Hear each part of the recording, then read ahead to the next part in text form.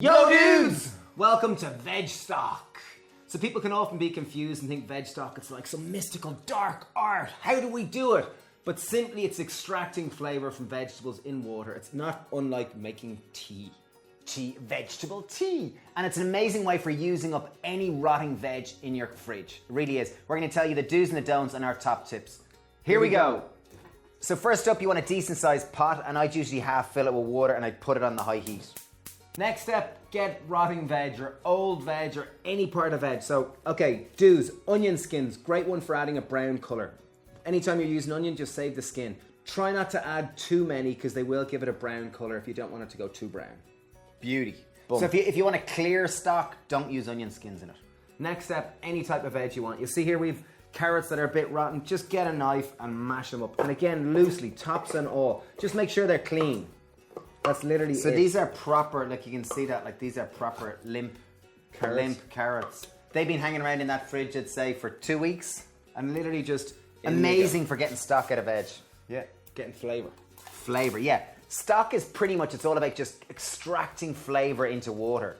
So it's really, the longer you stew it, the better. Okay, next step, we have a load of scallions we just found. Again, chop them up with a knife as loosely as you can, and just in they go. You know, it's any type of rotting veg. That's the thing. Okay, now I would take that and I would say it's not any type of rotting veg. This is the do's and don'ts. Okay, here's my 6 don'ts for stock. Do not use cabbages. It gives too much of a cabbagey flavour and it's too dominant. Do not use cabbages. By cabbages, do you mean broccoli, cauliflower, like cruciferous veg? I mean cruciferous veg or part of the brassica family. Cabbage, collie, broccoli, kale, all those kind of things. They're too kind of gnarly. They have too strong a dominant flavour. Number 2, don't use too much onion skins, as Stephen said, make the water go brown. Number 3, don't use spices that are overpowering. Don't use ginger, don't use turmeric, don't use curry powder. They'll just dominate too much. Beetroot. Beetroot will make your stock pink. Unless you want a pink stock, don't use beetroot. Yes.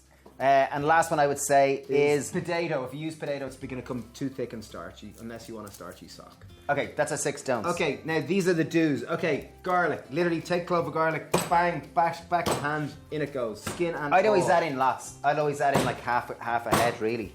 And literally, if you're kind of not a caveman like us, or cave woman, get a jar and do it with a jar, or the back of a cup if you're a little more elegant and sophisticated. But it's kind of fun going like connecting with your inner brew.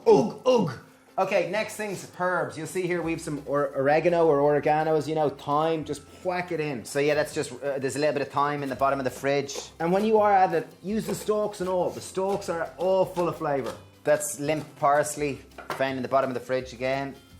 In it goes. And we're going to strain this at the end of it, because as you know, veg stock is water. It's not lumpy. So don't worry. I found half a head of celery. I'm going to whack that in. Great. So rough again.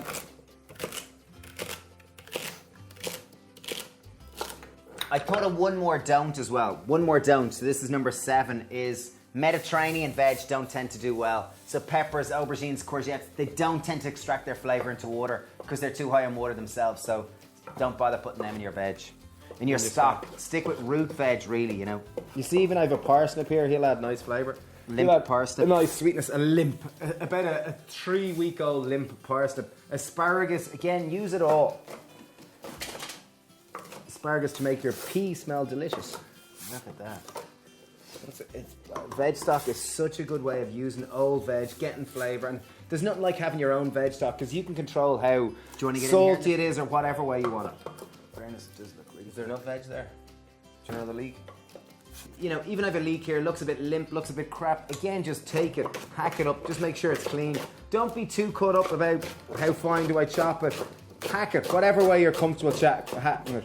Obviously, the finer you chop it, the more the water can get in per vegetable or per square inch, but don't worry about it. Next things that you can do. Seaweed is a great one to add extra nutritional value and kind of more mineral content. I'm using just a nori sheet that I would use for making sushi. Use whatever type you want, whatever you have. It's just going to add more mineral content and bump up the nutritional value. Dulse, kombu, anything, whatever you have. Next step, spices. As we were saying, try to use mild spices. Things like peppercorns. Here we're using pink ones. You could use red, white, green, whatever you're into. I've got bay leaves. Bay leaves, as you know, are fantastic. Give lovely flavour. I like cinnamon quill. I've got a handful of them. I love cinnamon quill. I think he adds a nice sweetness to it. And last one I like to add on is coriander seeds, whole coriander seeds. You can put mustard seeds, things like that. There's the pack shot, lads. There we are. Bump. And have a look at that. Look at that for beautiful. Look at the colours for gorgeous. And amazing. literally bring it to the boil, leave it boil for a couple of hours, come back, strain it, kaboom, veg stock. Done.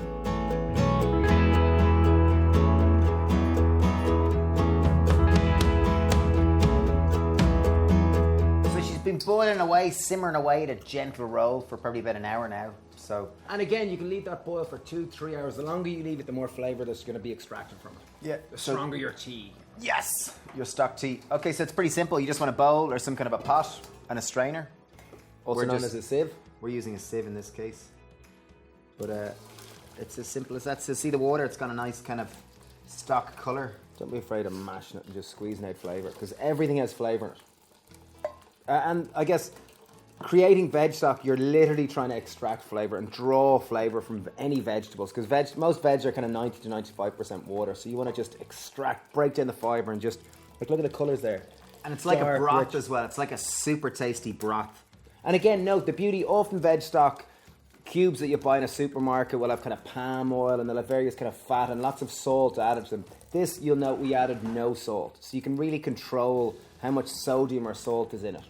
Here we are, the big high pour. Davey. Ta-da! Okay, just to illustrate just the beauty of the liquid here. Just to show you the colour of it. Oh, look at that. Beauty. Okay, the things that you can do with this now. Okay, so now with this beautiful veg stock that will last a long time. Things that you can do. 1, leave it cool at room temperature. 2, you can put it in bags and put it in the freezer, Ziploc bags. Put it in ice cube trays as you need it. You could reduce it further so it starts becoming more like a concentrate. Jesus, beautiful. Nice. Nice, it's even just like a soup on its own. Or a Just broth. tastes like vegetable broth.